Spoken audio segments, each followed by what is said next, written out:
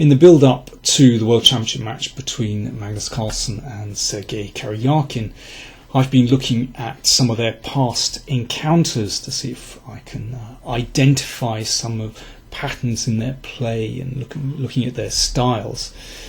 And the last game I looked at was a game in 2010 from Karlsen, where Carlsen defeated Karjakin for the first time in a classical game. And, well, they didn't play any further classical games in 2010, but they did play 3 games in 2011, all draws, but Carlsen came close to defeating Karjakin in the Tal Memorial. Then the next time they played after that was in January 2012, once again in the Karlsen tournament, and by that time Carlsen had really consolidated his position as number 1 on the rating list, with a rating of, in January 2012, 28.35. Karjakin had also improved. His rating was up to 27.69. So let's take a look at their game from Karlsen 2012. Round 9, and Carlsen with white plays his characteristically fairly gentle start, and Karjakin allows the opening to transpose into a Queen's Indian, which, as we know from the Candidates tournament earlier this year, is one of his favourite openings, knows it incredibly well. A3 from Carlsen, the so-called Petrosian system, preventing the bishop going to b4, and that slightly cramps black's development, but, well, after d5 we transpose into a kind of Queen's Gambit position. So I don't want to dwell too much on the opening variation, but it's pretty orthodox so far. Carlsen goes in for this exchange of bishop for knight, which isn't too dangerous. The point is that he's closed the position by taking on d5, which blocks in the bishop on b7. This is the rationale behind giving up the dark-squared bishop. Nevertheless, with the 2 bishops, particularly the one on f6, one feels that black shouldn't be badly placed here. And in fact, we've transposed to a variation of the Tartakova variation, Queen's Gambit, where white actually has an extra move, this pawn on a3. Nevertheless, black is still absolutely fine here. Knight looks slightly oddly placed on a6, actually very standard position, because it's going to bounce around via c7 to put more pressure on the d4 pawn. Absolutely standard. Here, well, one might anticipate maybe knight e2, perhaps bishop b1 as well, perhaps making room for the queen to come to this diagonal, but Carlsen chose a very direct move, knight e5, playing the knight to the outpost and perhaps looking to play f4 to support that knight. Looks very natural, very normal. Karjakin exchanged on d4. Now, he needs to look after this knight on a6 to redeploy it quickly. He could have played knight c5 here, but he said after the game he thought this was dangerous. Obviously, if white takes this, then that's exactly what black wants. The bishops look really good now. White's kingside not looking so good. But white can play knight takes pawn and then take on c5. And Karjakin just said after the game, this looked too dangerous with the weakness on this diagonal. He said it's not a very human way to play the position. Basically, computers think that black is fine here, but for a human, no way. Much too dangerous. So, from that comment of Karjakin's, we can see that he's quite pragmatic. Actually, he's not a gambler. He prefers to play more steadily, and he took on e5 and then put the knight on c5, bringing the knight into play, and this is a very sound continuation. Karjakin thought after the game the position here was close to equality. If white could redeploy that knight to d4, then white would certainly be better, beautiful blockade, but here's the point, that after knight b5, black gets in there just in time and plays bishop a6, pinning the knight and will soon exchange, and the position's about equal. Rook e1.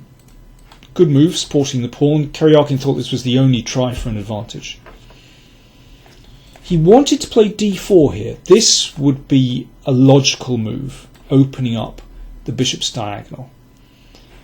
But there is a problem. Knight e4, and you can see that white is simply better developed than black. And, well, after knight takes, then you can see that the d pawn's going to drop, no surprise. And if d3, okay, this could be tricky, threatening d2. Problem is that after rook takes knight, white wins a pawn, very simply. That's actually an important variation, as we'll see in a moment. So rook e1 played, and rook e8 instead of d4, putting pressure here. Good move. And here, well, Carlsen should probably drop the bishop back to f1 to cover g2, and white might be slightly better, but it's close to equality. But instead he played f4, which is the kind of move you make in a blitz game. You know, this looks very powerful. If white can consolidate the position, then this pawn duo storming down the board could be potent. But there is a problem with f4, that it weakens the king. And now tactically black is okay. Karjakin played d4. Now let's compare this. By the way, white can still equalise with knight b5 here, but Carlsen played knight e4, definitely a mistake. Now just compare this variation. Here, it's possible to play d3. This was the game continuation. Because if white tries rook takes knight, hoping for pawn takes and winning this pawn, then you don't play queen takes pawn. That's very similar to the other variation. But in this case, you can play queen d4 check first, and then take on c5. And after bishop takes, then obviously black has managed to hold the pawn on d3. I mean, that's just tremendous for black, of course. So let's go back. So that's the tactical justification of d3, and suddenly d2 is threatened. And if, let's say, queen d2 to blockade, then queen d4 check again. This is the problem. And if queen e3, just rook d8, and that's winning because of the threat of d2 and threatening the bishop. So Karjakin has already taken the initiative, and well, Carlsen is in big trouble here, actually. He tried rook c4 to cover the d4 square, but rook c8. Now, if the queen blockades the pawn, then the rook can be forced away from covering the d4 square. So check, and this is should be winning for black. So it's the open king which is undoing Carlsen here. And now Karjakin followed up with some forceful moves. Queen d5, didn't bother moving the rook yet. Good move, because trading just gives black a winning position. Once again, the weakness of f4 and queen d4 check. So rook c3 played, and now rook d8. So you can see that with that little flick of a move, queen d5, Karjakin has managed to consolidate his central position, and that pawn on d3 is secure, and Carlsen is in massive trouble. Here's a good move, a5. Karjakin doesn't rush it, so that just prevents white from playing b4, and a4, again, excellent move. So you can see everything is secure, and that also fixes the pawns on b2 and a3, which later on could become weaknesses, and indeed are weaknesses. Rook d1. Actually, Carlsen can do nothing here. And here, I'm sure after the game, Karjakin was probably kicking himself. g6 is just a winning move. If the bishop goes back to h3, then knight e4 obviously wins. Something horrible is happening, and And if bishop takes d3, you can still play knight e4 just because of this pin. And if bishop takes knight, well, this is so simple because mate is threatened, rook d1, as well as the b pawn. Exchange up, pawns are dropping, black wins. That's resigned, actually. Instead, Karjakin played rook d5. I have a feeling he just completely, I don't know, maybe he just had a brainstorm. So, it means that Carlsen has had a chance just to give his king a square on h2. He's still lost here. Now he played g6.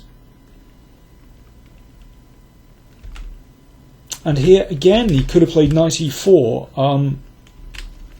Maybe he felt that this endgame would be a bit trickier. You can see that move h4 has helped Carlsen. This is not so simple. Nevertheless, should be winning. Instead, Karjakin played rook d8.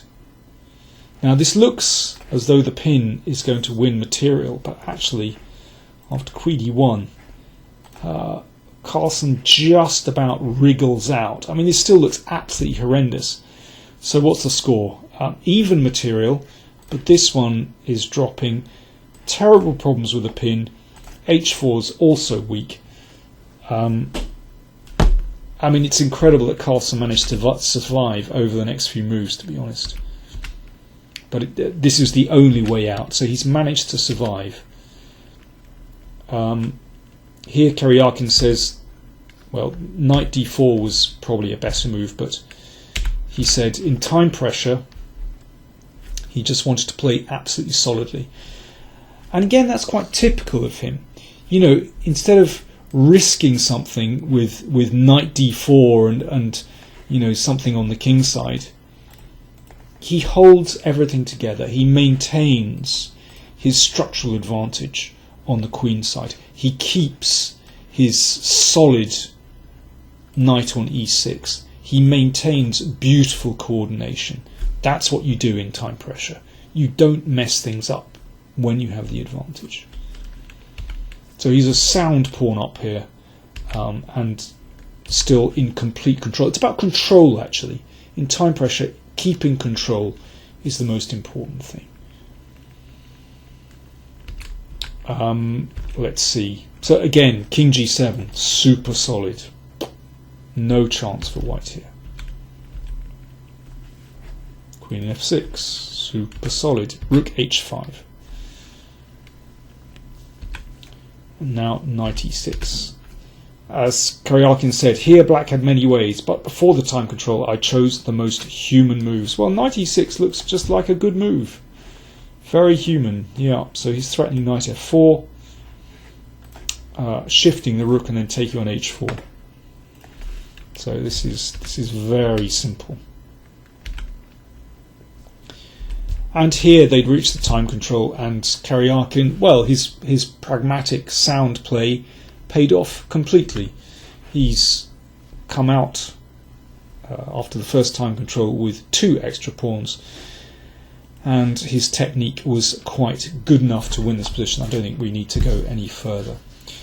So, I mean, a very convincing victory by Karjakin. I think Carlsen had a brainstorm with f4. A very careless move indeed. But I think this game shows several things. That in the opening, generally Sergei Karjakin likes to play orthodox openings. He likes to try to equalise. And of course, if he's given a chance, then, like here, he'll seize on it. But very orthodox, formal style. He's pragmatic. He doesn't like to risk some long tactical sequence when he could put his pieces on sound squares. So he's a correct player, very much in that sort of traditional Soviet style, you could say. But it very often pays off for him. So the score in classical games in 2012 was 1-1 between Carlsen and Karjakin. More videos coming soon.